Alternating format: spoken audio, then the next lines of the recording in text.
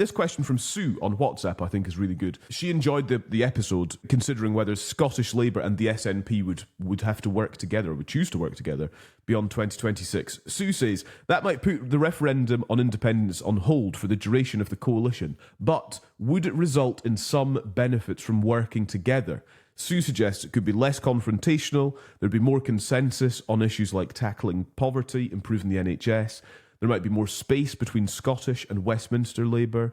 Scottish Labour might rethink their stance on independence, or they might negotiate on further devolution on things like immigration policy, control of drugs policy. She says, I still can't really see it happening, given the current vibe between Swinney and Sarwar, not to mention how some hardened SNP voters might react. But I thought that was interesting. The benefits of working together for the SNP and Labour. I think actually one columnist reflecting on our poll did title it Better Together when they were considering whether it would be a good thing or not. Geoff, upsides to coalition. I mean, Sue's probably picked out quite a few good ones there, maybe less confrontational, a bit more consensus working.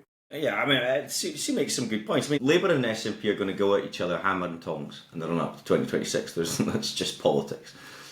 If we're in a situation post-election and the cards have fallen and reform have made a much more substantial than even the poll suggests now, inroads into Holyrood, and the Conservatives have performed okay, and there is a requirement for SNP Labour to come together in order to shut them out. I'm being very nice to Andy today, but I would point to his comments last week with the international examples of this.